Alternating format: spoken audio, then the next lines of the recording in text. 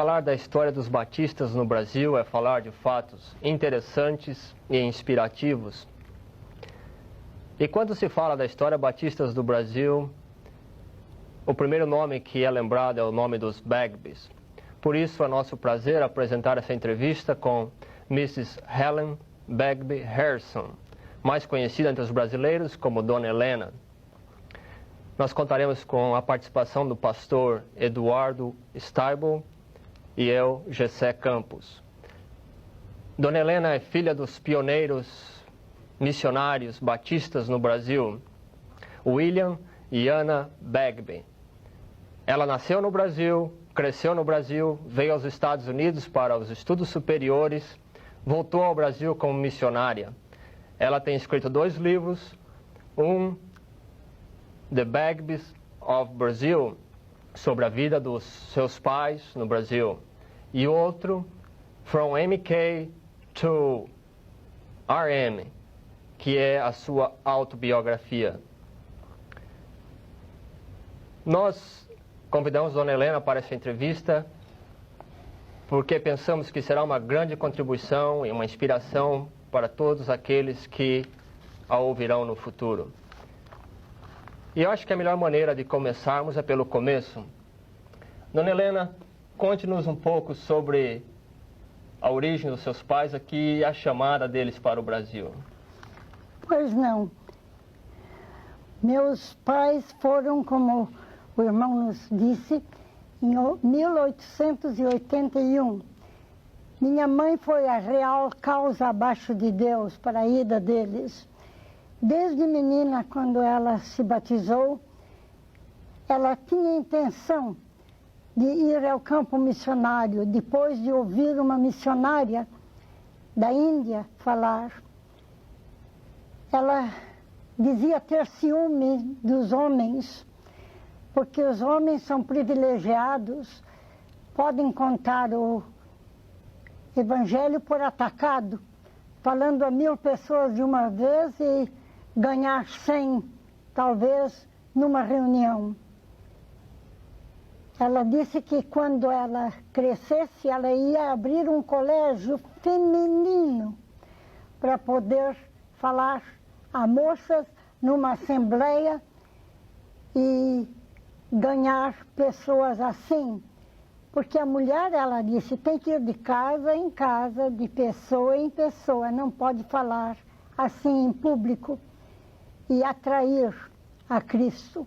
Foi então o plano dela, desde menina, de fundar um colégio feminino, que quando ela criasse o último filho, ela então abriria este colégio. Ela pensou que era eu a última, eu era a 8ª filha. Ela tinha perdido 2 crianças na infância e 2 na juventude. Permaneceram 5 vivos. Eu não conheci os primeiros. Quando eu nasci, então, ela abriu o colégio dela, porque ela disse que teria muita gente para cuidar dos bebês dela. Alberto nos surpreendeu 3 anos mais tarde. Ganhei este precioso irmão, que é o único vivo comigo. Diga-nos alguma coisa sobre a ida de William Buck Bagby e Anna Bagby para o Brasil, em termos da chamada deles. A senhora já disse alguma coisa, mas e como que ele reagiu a esta influência dela e o que realmente o levou a pensar no Brasil como o seu campo missionário? Ele era professor de inglês, gostava muito da linguagem boa. E ele não tinha intenção nenhuma de ir para o estrangeiro e aprender uma nova língua. De modo que, quando ele soube que a noiva estava falando em campo missionário, ele reagiu mal e não sabia o que devia dizer. Mas ambos deixaram o assunto com Deus inteiramente. E Deus resolveu o caso. A decisão deles veio antes ou depois do casamento? Antes, muito antes, durante todo o noivado, o plano dela era ir a um campo missionário. E ele insistia com ela: eu quero ir com você. Ela disse: mas você pretende ficar aqui e ser pregador? E eu pretendo estar no estrangeiro. Deus tem que resolver o caso. Como que o general Hawthorne influenciou ao casal para a ida ao Brasil? Ele não era crente. Ele foi ao Brasil para solicitar do imperador Pedro II uma colônia nova para americanos descontentes com a guerra civil e os resultados aqui. E ele estava tão satisfeito com Vila Americana, Santa Bárbara, onde umas 300 famílias foram daqui, descontentes com perderem propriedade, escravos, etc., que ele resolveu ir solicitar de D. Pedro II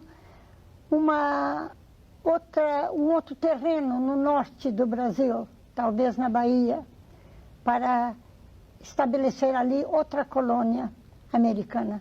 Era o plano dele. E o que aconteceu então? Chegando no Brasil, ele resolveu falar sobre isso onde ele fosse nos Estados Unidos. Ele teve a infelicidade de perder uma filhinha, a única filha. Ele tinha um filho, mas não tinha uma filha. E essa menina tomou-lhe o coração. Quando ela faleceu, pessoas que foram testemunhas do enterro disseram que ele caiu para o chão, um homem grande. Na hora do enterro? É, na hora do enterro. Caiu para o chão, chorando, e não sabia como ele poderia viver sem essa menina. Quando ele levantou-se do chão, já levantou crente. Parece que Deus usou a tragédia do momento para utilizar experiências que ele já tinha tido, e ele foi convertido, dizem, naquela hora. E depois de convertido, como é que foi? Ele escreveu para os Bagbies? Como é que foi o contato dele com os Bagbies? Não, ele disse: eu tenho que achar alguém que vá para o Brasil em meu lugar, porque eu tenho muita idade para começar um trabalho novo. Eu preciso achar alguém. Ela, Anna Bagby, era professora de matemática com 19 anos no Baylor College, em Independence, Texas. E alguém disse ao pai de Ana: quem sabe você pode conseguir a Ana para ir. Ela pretendia ir para a Índia como médica. Ela vai fazer o curso médico para ir para a Índia. Quem sabe você convence Ana para ir ao Brasil. Imediatamente, ele montou a cavalo e foi a Independence procurar Ana. E chegando lá, ela lhe disse que do plano dela, de modo que ele soube desde o princípio que ela pretendia ser missionária no estrangeiro. Mas assim mesmo, ele queria ser pregador neste país. E houve discórdia entre os dois, não uma discórdia desagradável, mas chegaram a um entendimento.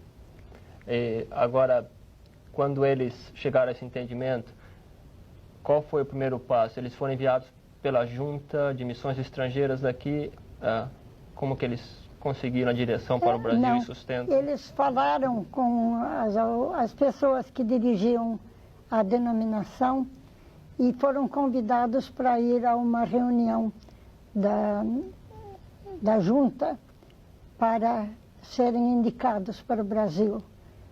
Então foram, e Ana explicou, quando pediram que ela desse o testemunho dela, ela explicou o que foi que sucedeu e disse-lhes que o general Hawthorne tinha falado com ela sobre as possibilidades daquele campo novo missionário. E ela então resolveu ir. E ele concordou. Meu pai concordou. Vamos falar sobre a viagem deles. Parece-me que foi, naquele tempo, é claro, não havia avião. Foram num navio. E a chegada ao Brasil? Eles embarcaram num navio cargueiro, porque ela queria ir a motor, para poder se gabar de andar na água a motor. Mas custava $150 a viagem e eles só tinham 50. De modo que foram obrigados a apelar a Gêmeos Batistas em Baltimore, que tinham uma linha de navios cargueiros de vela para o Brasil. E embarcaram então nesses, foram alistados como carga no vapor, porque não era vapor, realmente era um navio veleiro. E a chegada no Rio de Janeiro foi fácil? Estava tudo preparado? Havia pessoas para recebê-los ou foi difícil? Em absoluto. Eles nunca tinham visto um brasileiro, nunca tinham ouvido uma palavra de português. Eles não sabiam o que iam encontrar. A viagem levou 50 dias. Ele ficou enjoado desde o momento que cheirou o navio. E ela levou quase toda a viagem tratando dele e escreveu um diário. Eu tenho esse diário. É uma coisa cômica. Quando eu escrevi meu livro a respeito dessa viagem, ela disse: Helena, você não vai botar isso lá. Se eu vou... Vão pensar que eu era louca. Você era meio louca. Você era tão jovem para fazer uma viagem dessas. E os colegas deles nos Baylor disseram: você vai para aquele ninho de febre amarela criar uma família? Ela disse: se Deus me der família, Ele pode cuidar dos meus filhos. E quem recebeu eles no Rio? Ninguém. Ninguém. Eles tiveram que ir do navio à costa num barquinho. Só um deles. Ela ficou a bordo. E ele então embarcou no barquinho e foi à procura de um homem, um dentista, cujo nome eles tinham numa carta para o tal do... Coachman. Coachman. O senhor conhece o nome até. Um pouquinho. E por meio de sinais, ele conseguiu achar a Rua do Ouvidor e o número querido, e subiu uma escadaria e 2 moços loiros os receberam. Eles, então, alegraram-se em poder falar inglês. Eles eram americanos? Eles eram americanos. E esses 2 eram sobrinhos do Coachman. E eles, então, explicaram que tinham que falar com o Coachman. Disse: eu lamento muito, o nosso tio está nos Estados Unidos. O único nome que eles conheciam no Brasil era de um homem nos Estados Unidos. Mas vamos tomar um cafezinho? Então, imediatamente veio o cafezinho, que meu pai sempre dizia: o brasileiro diz que o café não é bom se ele não é preto como a meia-noite, quente como o inferno, forte como Satanás e doce como o amor. Era a descrição que meu pai sempre dava do café brasileiro. Tomaram o primeiro cafezinho e fizeram logo amizade com esses 2. E quem chegou com alguma notícia boa? Ouviram passos na escadaria e um homem chegou falando inglês. Ele disse que passava por lá e sentiu vontade de subir a escada e falar com os 2 dentistas. Ele não imaginava o que ia suceder. Deus ia guiando passo a passo. Começaram a conversar e daqui a pouco ele diz: Bagby? O senhor disse que seu nome é Bagby? É Bagby. O que há de estranho nisso? Se o senhor é Bagby, eu tenho uma carta no bolso para o senhor. Não é possível, ninguém sabia que nós vínhamos, não sabíamos onde íamos aportar, não é possível. Está aqui a carta. Então ele entregou a carta e era um convite de uma americana morando em Santa Bárbara, ou Vila Americana. E outra história interessante foi como ela soube disso e ela disse, eles conversando sobre o assunto, mas de que jeito que ela foi saber que você queria isso?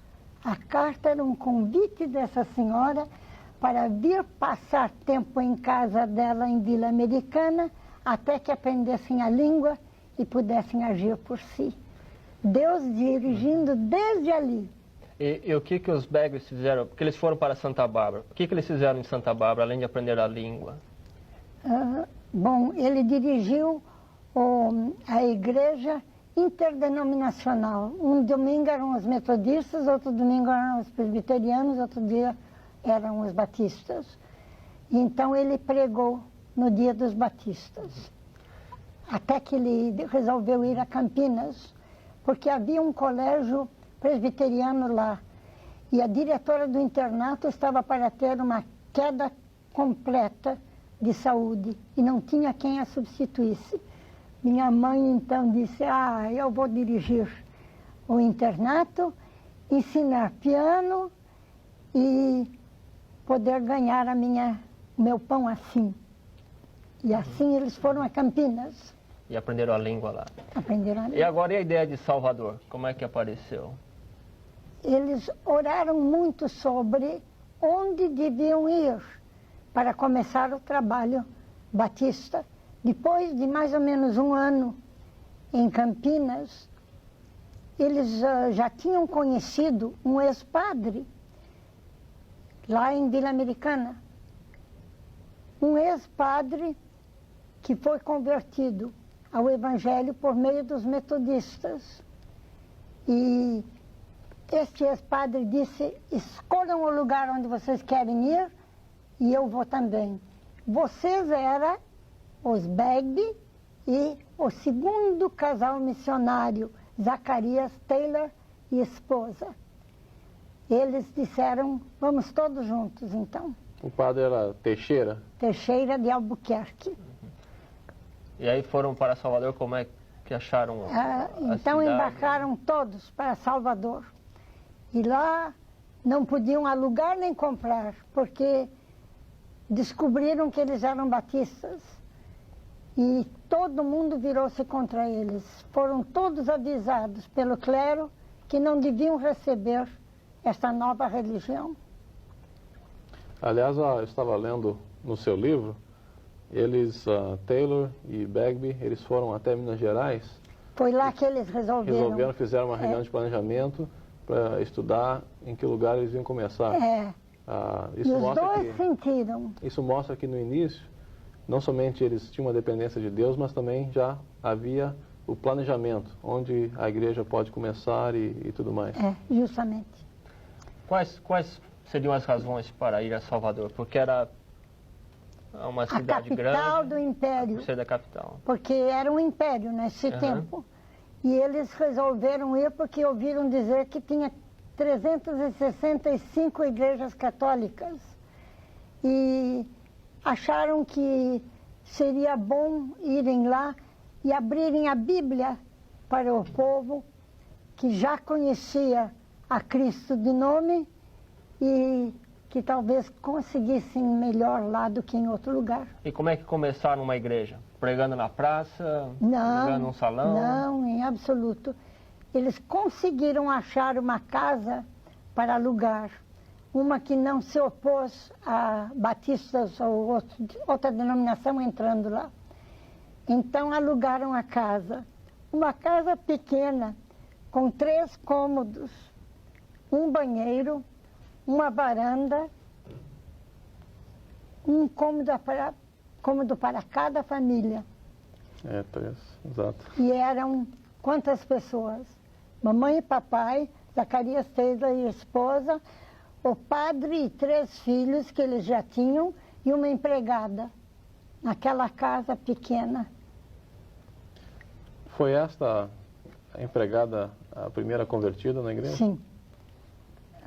Mamãe teve a boa indicação de Deus para o que dizer para cada empregada. Ela conseguia ganhar cada pessoa que vinha trabalhar para eles. E aí, então, eles começaram algumas reuniões regulares ali, convidando as pessoas. Como foi o começo?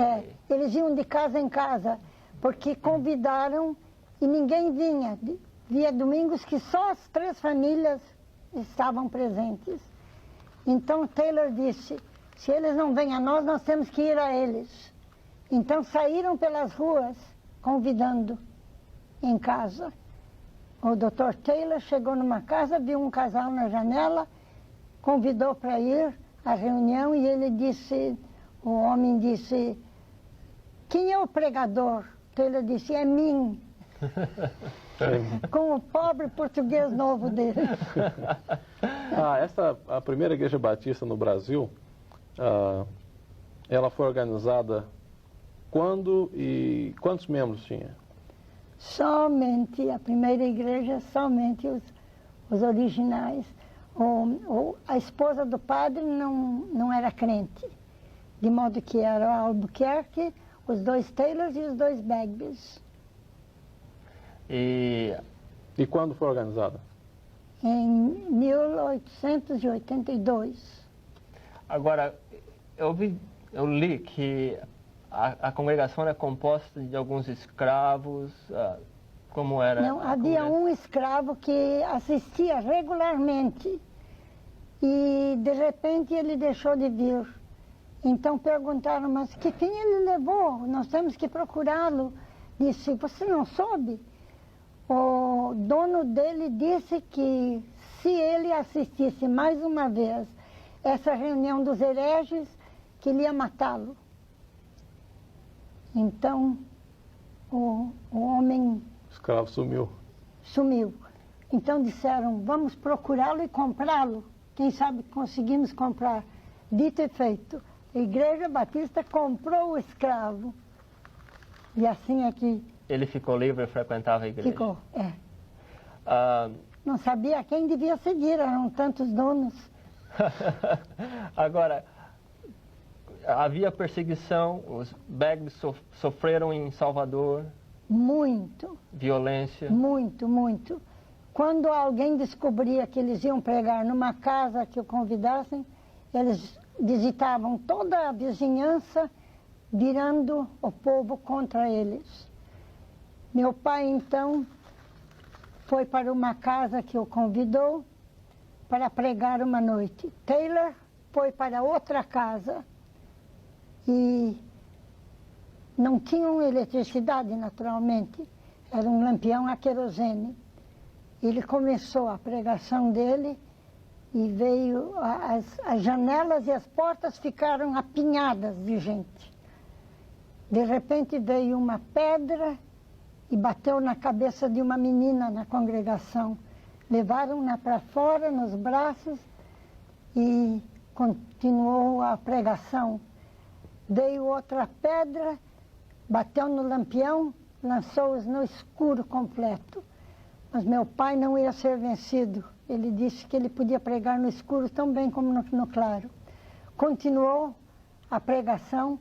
Um membro trouxe uma vela de cera pequena, colocou na mesa e papai continuou a pregação. Veio outra pedra e acertou no alvo, na cabeça do papai, e foi até o crânio. Ele caiu incônscio e levaram-no para outra sala para fazê-lo reviver. Não sabiam se ele ia morrer, não é? E quando ele recobrou os sentidos, ele disse, vamos de volta. Disse, mas você não vai pregar hoje? Eu vou pregar hoje, eu vou terminar o meu sermão. E depois há um casal ali que não quer casar na igreja romana. E eles estão me esperando para fazer o casamento deles. Ele voltou e fez o casamento, terminou o sermão dele e foi para casa. No dia seguinte, Taylor foi visitá-lo, Zacarias Taylor, e disse: Bagby, tire esse lenço da cabeça. Não tinham feito nada, não tinham procurado, não havia médico. Tire esse lenço da cabeça. Ele tirou o lenço e Taylor viu a ferida tremenda, horrível. Cruzou os braços e disse: Bagby, isso é a coisa mais linda que eu já vi na minha vida. Eu prefiro ter um sinal assim na minha testa do que usar a coroa melhor da Europa. E a igreja lá, cresceu? No princípio, tiveram grande dificuldade, mas pouco a pouco foi aumentando o número à medida que eles visitavam e falavam. E quando foi que os Bagbys deixaram Salvador? Por que deixaram? Depois de 3 anos e meio. Eles tinham sido convidados pela companheira do padre. Eles tinham 3 filhos, o padre com essa companheira. E esse padre, só para esclarecer, não é o ex-padre Teixeira, não, é um padre da cidade. Era um padre real, verdadeiro. Na ausência dele, uma ocasião, a companheira dele resolveu convidar a mamãe para falar com eles. Mamãe foi, conversou com ela e com as 2 filhas. Ela não menciona o filho, mas o filho se converteu. Não sei, eu lamento que eu não tivesse perguntado mais coisas da mamãe e papai, agora que estou sentindo falta. Eu não sei de que jeito o rapaz se converteu e tornou-se comportor batista. O filho do padre. É. E na chegada no Rio de Janeiro, eles mais uma vez tiveram dificuldades ou desta vez foi... Não, já foi mais fácil porque pessoas da colônia americana moravam ali e estavam ansiosos pelo princípio do trabalho batista. Então, convidaram mamãe e papai para irem lá. O processo foi o mesmo? Alugarem uma casa ou sim, foi outro? Disse que a vaquinha vinha para a porta para dar o leite. Eles tinham que fornecer a panela para tirar o leite da vaca na porta, com o bezerro amarrado no rabo da vaca. E assim eles foram fornecidos de leite. Mamãe um dia, quando começaram a usar garrafas, em vez de tirar na porta, mamãe disse ao leiteiro: meu senhor, nós temos várias crianças, já a Hermínia havia nascido, a minha irmã mais velha. Nós temos várias crianças nesta casa e nós estamos achando o leite muito fraco. Vocês não podem dar um jeito? Bem, se a senhora pagar mais R$200 no litro, nós pomos menos água. E a igreja no Rio foi organizada com poucas pessoas? Só 5 pessoas, originalmente na Bahia. Não, no Rio de Janeiro, a primeira no Rio de Janeiro. Eles encontraram naturalmente pessoas de outra denominação e pessoas que já tinham ouvido o Evangelho, de modo que não foi tão desanimador como em Bahia. Nessa altura, Taylor ficou na Bahia. Ficou na Bahia. E Bagby vem para Rio de Janeiro e já novos missionários estão chegando. Ainda não. Ainda não? Não, não demorou. Só uma ideia do que o Brasil era naquela época. O Brasil era um império, o imperador era Dom Pedro II. Seu pai chegou a conhecer o imperador, as autoridades? Eles conheciam. Eu não sei de conversa que eles tivessem tido, mas havia união de igreja e governo naquele tempo. E eles passaram trabalho para os primeiros batismos, porque tinham que batizar ou de noite, depois do povo ir dormir, ou muito cedo de manhã, antes deles se levantarem. Um membro da igreja disse: olha, nós estamos tendo tanta dificuldade e perseguição, eu estou fazendo uma reforma na minha casa, as barricas de cimento são enormes, vamos batizar no meu quintal. Então, os quintais, como sabem, no Brasil tem muro grande, muitas vezes de tijolo, não é? Então, a igreja se reuniu no quintal desse homem e botou o candidato dentro de uma barrica daquelas enormes, cheia d'água. O pastor no seco batizou, então, assim, foram os primeiros batismos. A criatividade. Depois de... Bom, eles iam ao ar livre antes, mas foram tão perseguidos que resolveram experimentar isso. Com o passar dos anos, no Ministério no Rio de Janeiro, eu li que o pastor Bagby era fã, ele ajudava e queria que houvesse jornais e revistas. Qual foi a participação dele no Ministério da Escrita,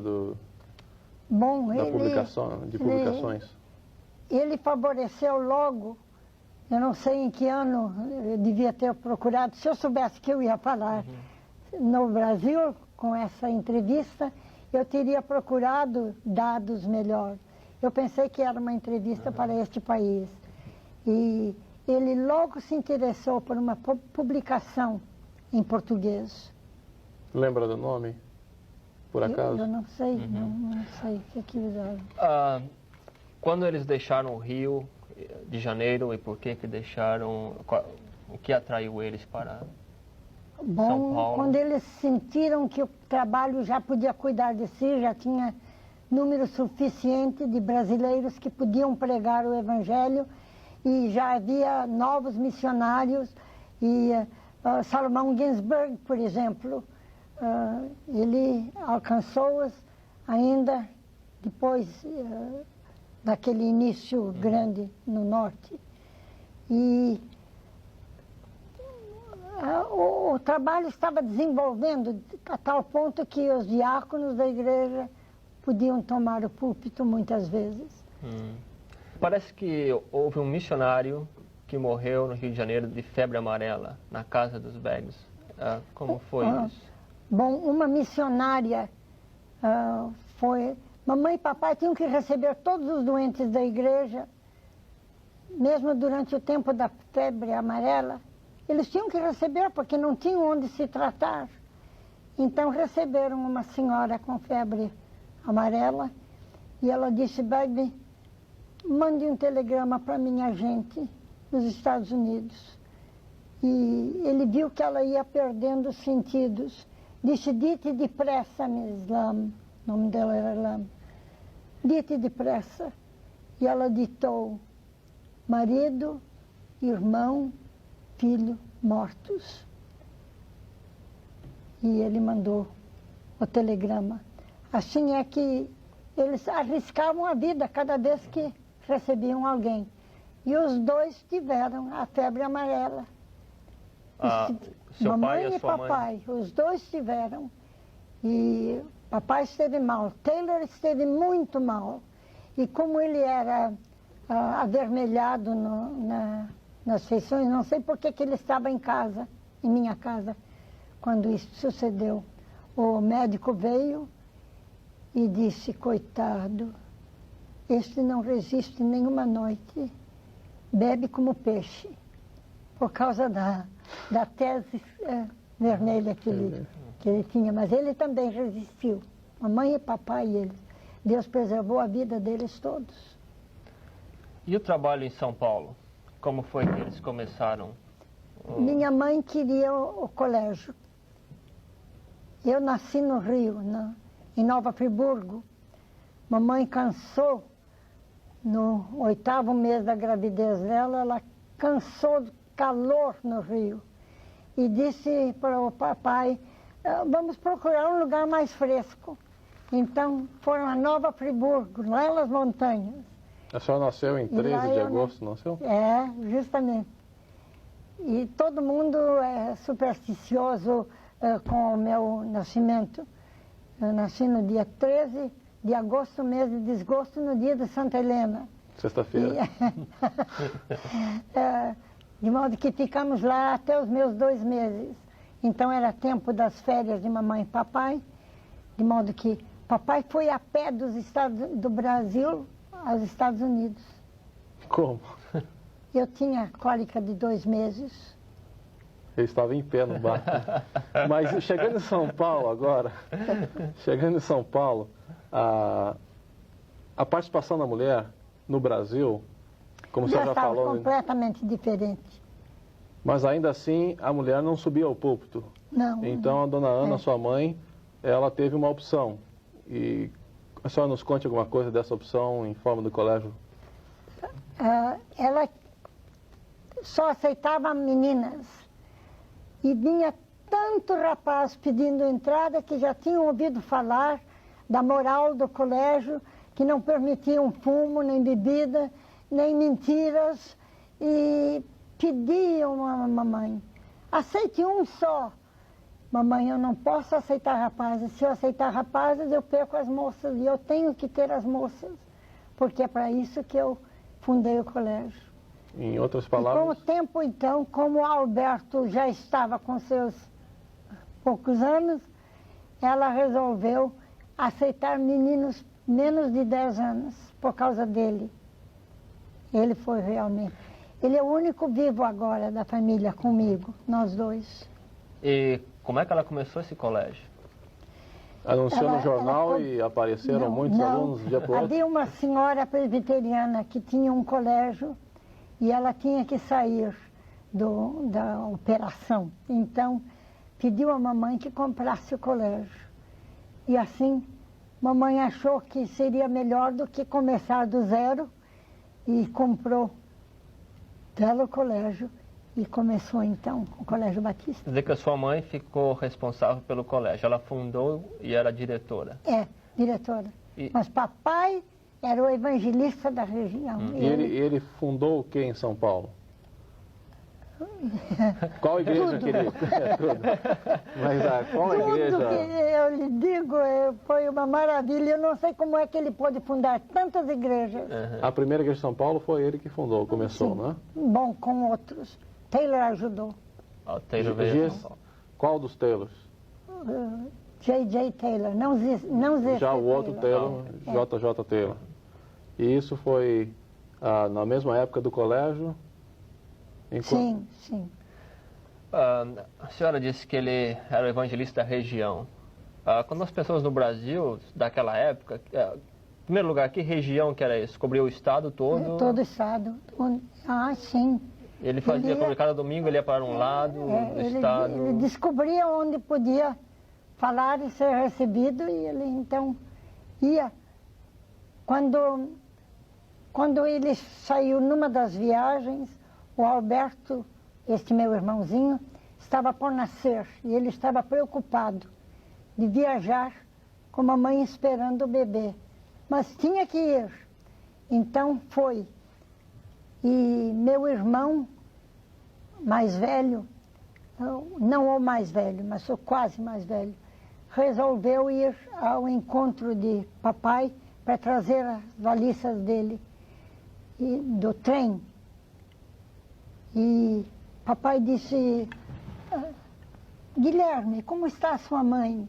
Está bem. Mamãe está bem? Está bem, papai.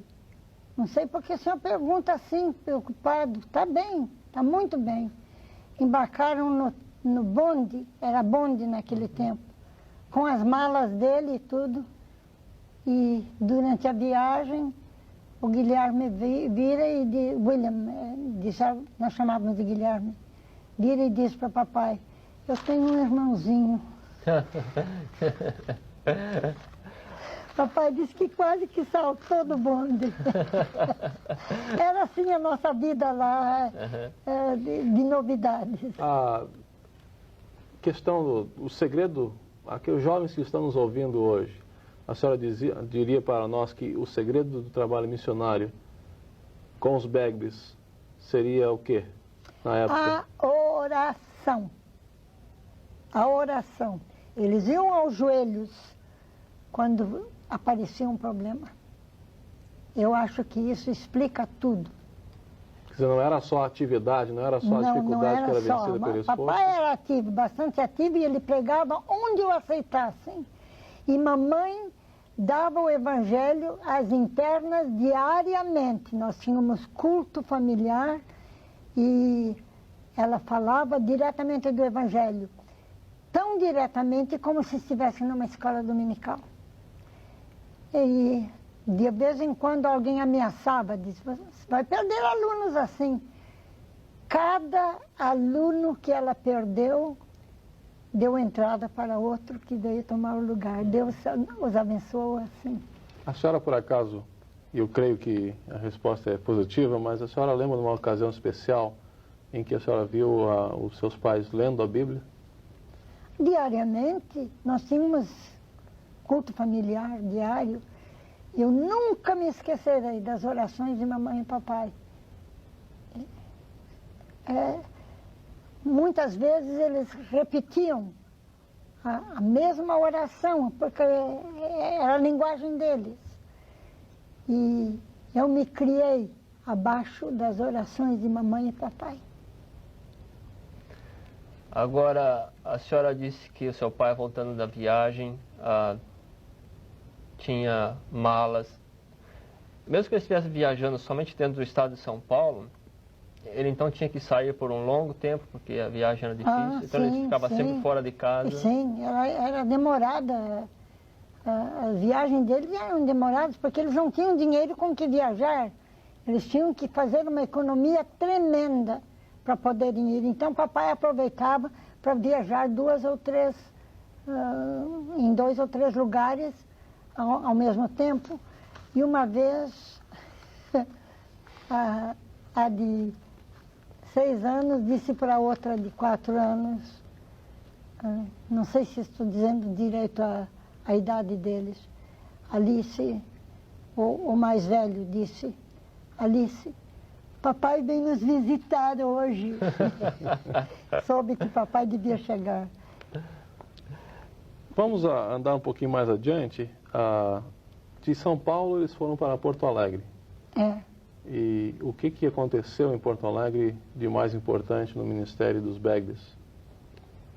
Bem, minha irmã Alice estava esperando um bebê e ela estava dirigindo um colégio que ela fundou.